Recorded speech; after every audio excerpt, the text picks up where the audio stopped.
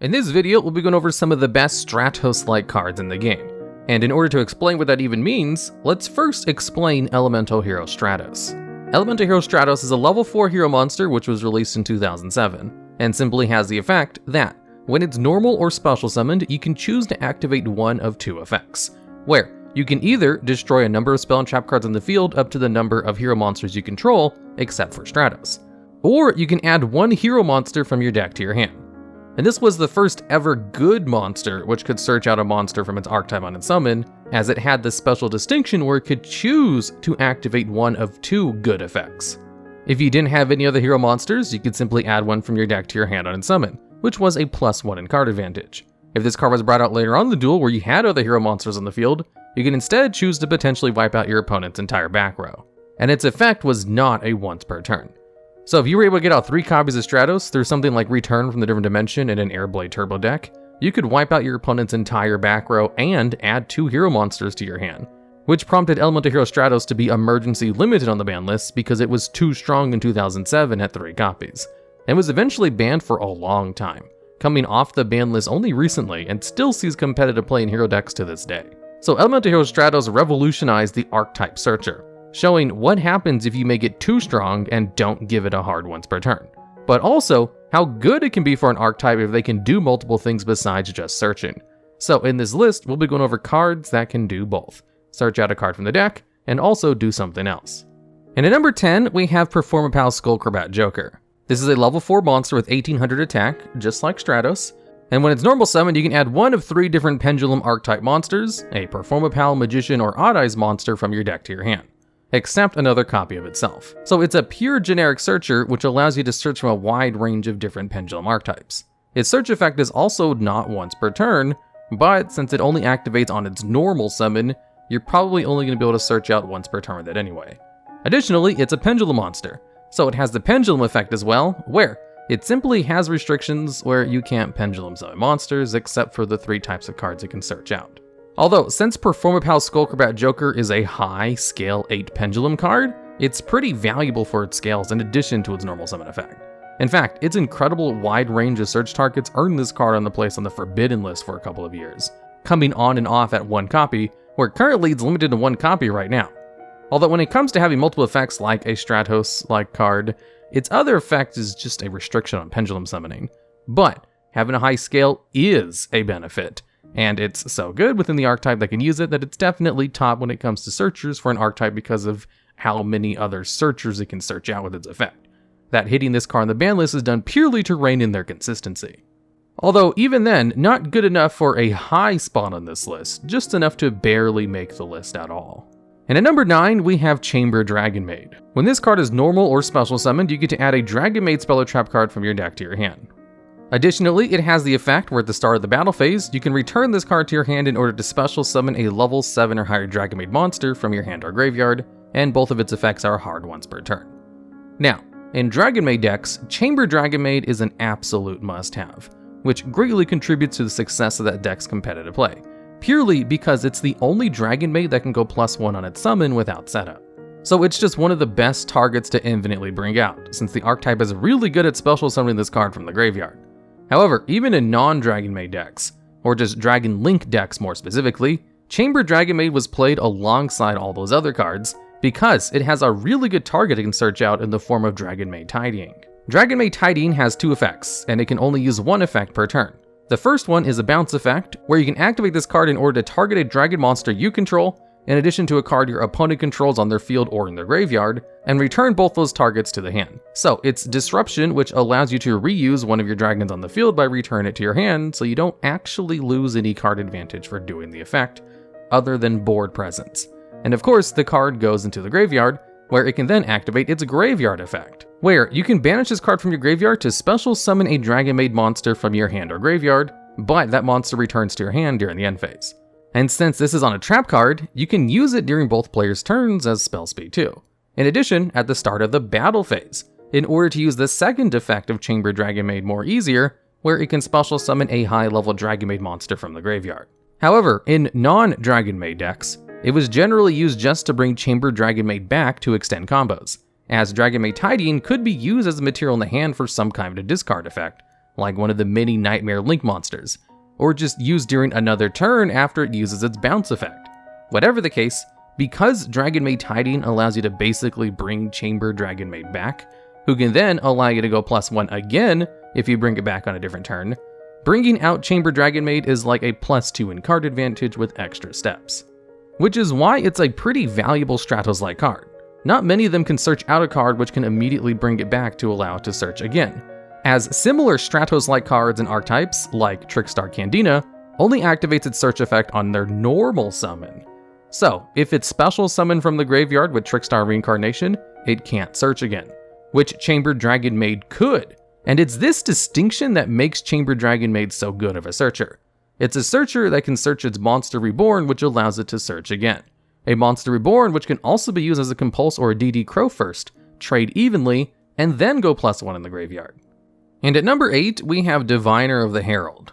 This is a level 2 tuner monster, which has the effect that when it's normal or special summoned, you can send a fairy monster from your deck or extra deck to the graveyard, then increase its card's level by the level the monster is sent to the graveyard for its effect. Additionally, if this card is tributed, you can special summon a level 2 or lower fairy monster from your hand or deck, except another copy of this card.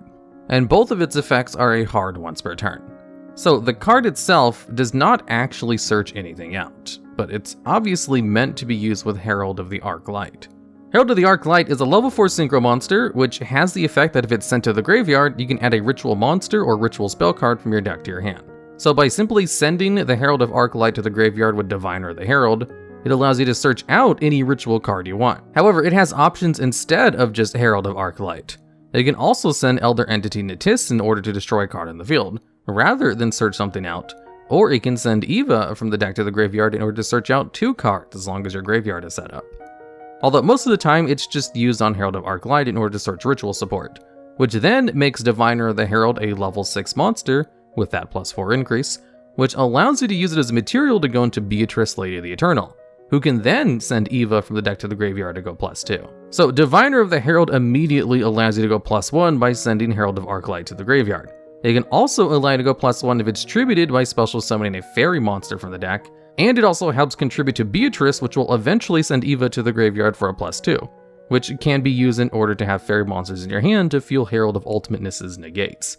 So, excellent card for Drytrons. It gives you the option to search or destroy, and combos well with everything else they try to do. However, it doesn't search innately, which is the only reason it's a little bit lower on this list. I still added it on the list nonetheless because it's obviously a Stratos-like card, but it's not a direct Stratos-like card, which doesn't matter very much in my opinion. It's a made-up turn anyway, and it fits the spirit of it more than well enough. And at number 7, we have Souleating Oviraptor. This is a level 4 dinosaur monster, which, when it's normal or special summoned, allows you to take any dinosaur-type monster from your deck, and either add it to your hand or send it to the graveyard. So right off the bat, this card allows you to search out an entire type of monsters, instead of just a specific archetype. Although the dinosaur type is not that big, so honestly, Diviner of the Herald can probably search out more targets by just sending Herald of Arc-Light to the graveyard. But whatever the case, Souleating Oviraptor allows you to either send it to the graveyard or add it to your hand, which is generally convenient if you really want a card in the graveyard to fuel one of your effects immediately. Although generally, it's better to just add it to your hand. Its other effect, because in order for a card to make this list it needs to have more than one, is that you can target one of your other level 4 or lower dinosaur type monsters on the field in order to destroy it. Then special summon any dinosaur type monster from your graveyard in defense position, regardless of that monster's level. So if you destroy something like Baby Ceratosaurus, and then special summon something like Dino Wrestler Pancratops, you can then search off with the Baby Ceratosaurus effect in order to get another Souleating Oviraptor from your deck to maybe search again, if it hadn't already used its search effect that turn, since each of its effects are a hard once per turn.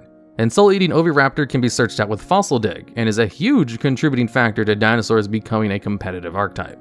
Once they released Souleating Oviraptor and Ultimate Conductor Tyranno, dinosaur decks almost immediately became competitive again overnight, since Souleating Oviraptor allows the whole type a level of consistency they didn't really have before, and Ultimate Conductor Tyranno was just a super boss monster that was the perfect target to be searched out. The only reason Souleating Oviraptor is above Diviner of the Herald is because it's actually directly searching a card out, and is also just a super good Stratos monster besides that. And at number 6, we have Subterror Guru. This is a flip monster which has the effect that when it's flip face up, you can add any Subterror card from your deck to your hand, except Subterror Guru. Additionally, while it's on the field, you can target one other face-up monster on the field in order to flip it and itself face down, which can be done as a quick effect if you control another face-up Subterror card. And each of its effects are a hard once per turn. Now, the whole Subterror archetype is all about flip effects, so the fact that this card has its search effect tied to being flip face-up just fits into the archetype perfectly, even if on paper it's not as good as being able to search on a normal or special summon. As within the archetype, they can simply set Subterror Guru directly from the hand, then flip it up immediately with their field spell card, which can also be used to search out Subterror Guru from the deck when it's activated, and Subterror Guru can use its effect again on multiple other turns.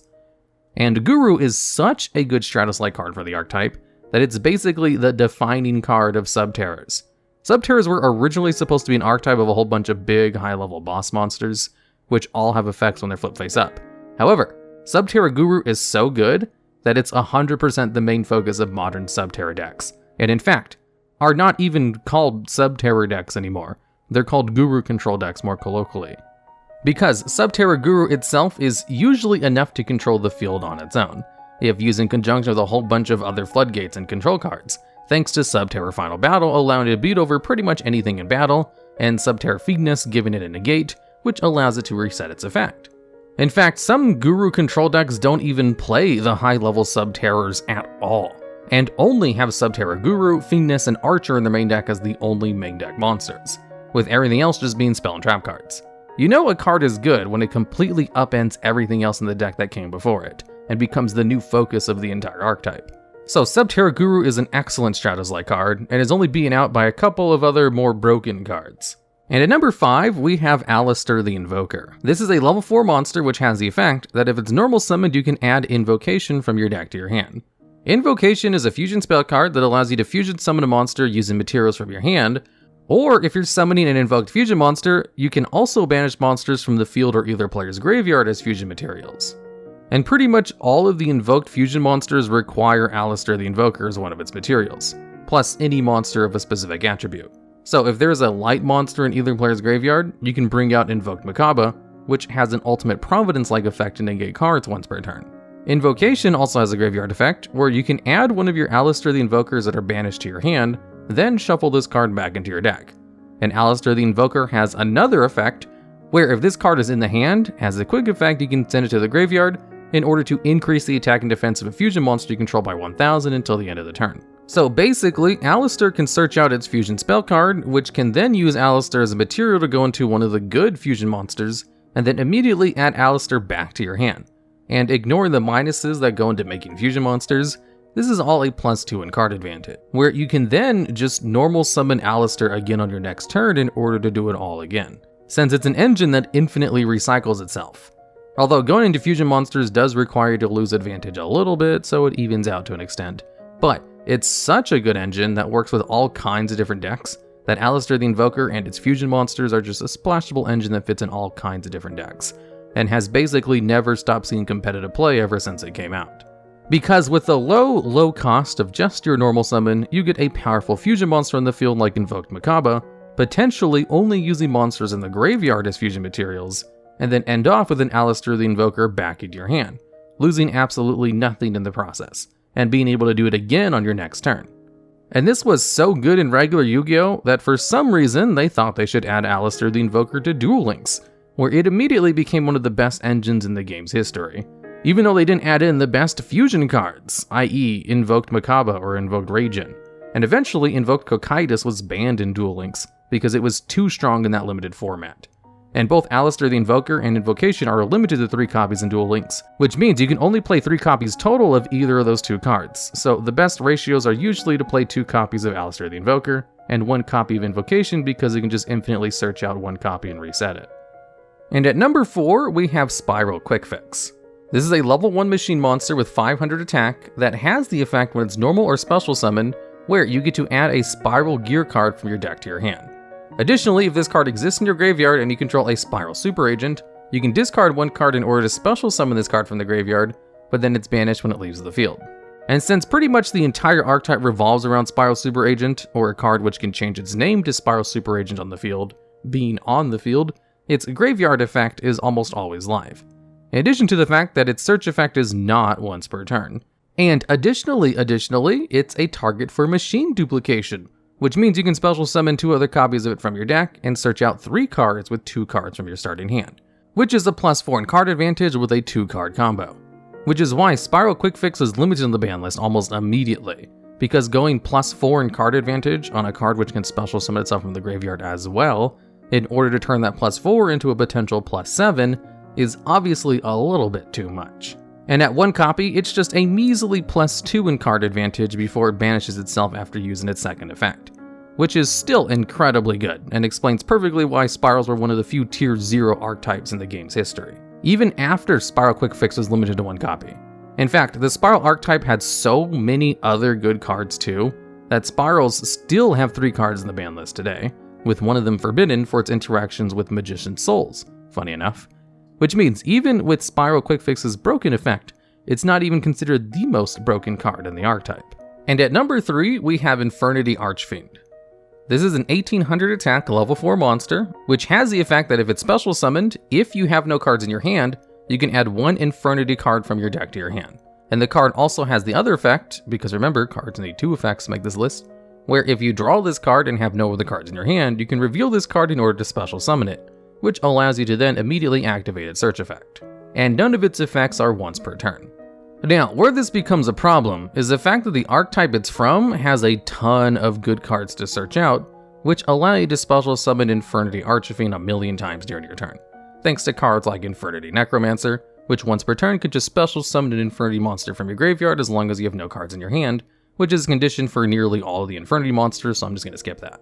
There's also Infernity Mirage, which can special summon 2 Infernity monsters from the graveyard, Infernity Launcher, which can special summon 2 Infernity monsters from the graveyard, and is also not once per turn and a lot easier to use. There's also Infernity Patriarch, which can special summon itself from the hand. There's also control cards Infernity Archfiend can search out, like the Omni Negate Infernity Barrier, the Monster Negate Infernity Suppression, and Infernity Break, which can just destroy a card in the field. And because Infernity decks are able to bring out Infernity Archfiend over and over again, it's limited to 1 copy. In addition to Infernity Launcher being limited to 1 copy because it's just too good of a card to search out in order to bring it back. In fact, their Omni Negate was limited to 1 copy for a long time as well, before Trap Negates kind of fell out of favor. Infernity Archfiend really fits the theme of Stratos not having a once per turn, and showing why most of these cards have a once per turn, as Infernity decks enjoyed a long history of competitive success, purely because of Infernity Archfiend.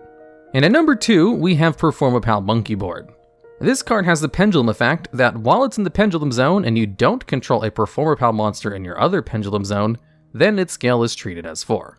However, that downside rarely matters because it has the effect where, during the main phase of the turn that this card was activated, you can add a level 4 or lower Performapal monster from your deck to your hand. And this effect does have a hard once per turn. But even with a hard once per turn, this effect is so good that it's currently banned on the ban list, because the card is essentially a 1-card full scale. You see, pendulum monsters are balanced around the fact that you need 2 of them in order to complete your scales on either side, in order to perform a pendulum summon. So you have to expend resources in order to get the correct scales to accomplish the task, except for Performapal Monkeyboard, which can search out whichever other scale it wants, since it's a low 1 scale, which is perfect for deciding whatever you need in order to pendulum summon the cards in your hand. And Performapal Monkeyboard has some really good targets you can search out that are high scales, like Performapal Lizard Draw, which can destroy itself in order to draw 1 card, thereby placing itself in your extra deck to be summoned later on. Or Performapal Guitar Turtle, which has the effect where if another Performapal monster is activated in your other pendulum zone, you get to draw 1 card. And all of these cards could be searched out with Performapal Skullcrobat Joker too. And they had an incredibly broken pendulum card in the form of Performage Plushfire, which had a non-once per turn ability to special summon monsters from the deck.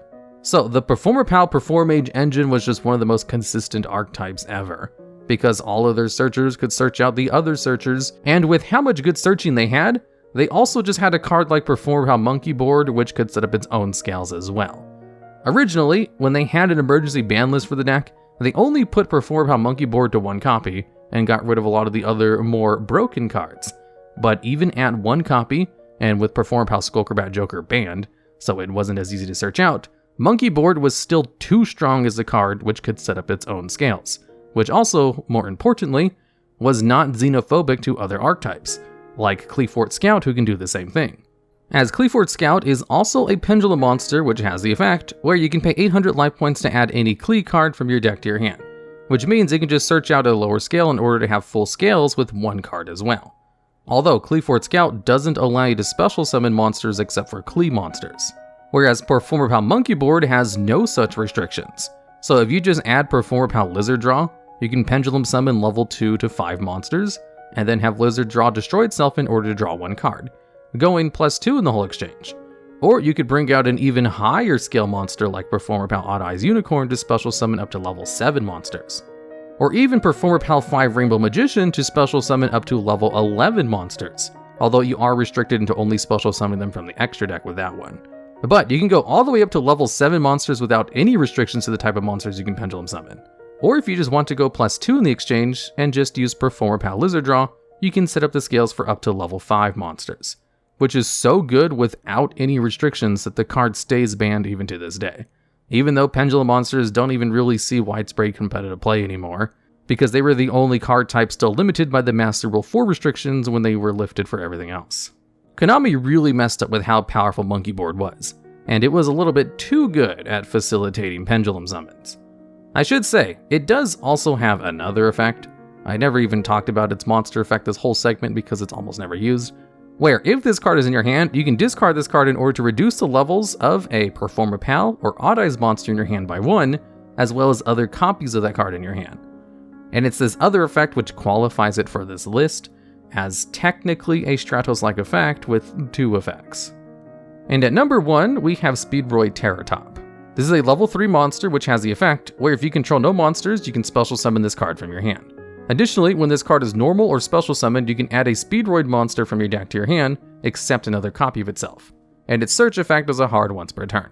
There is a Speedroid monster called Speedroid Terrortop, which has the effect where if you control a wind monster, you can special summon this card from your hand.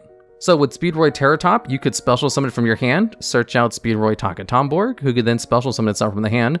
Then you would have 2 level 3 monsters on the field without using up your normal summon, and of course only using 1 card from your hand, which could then allow you to go into any rank 3 monster or just link plays with 2 extra materials on the field which didn't restrict you in any way.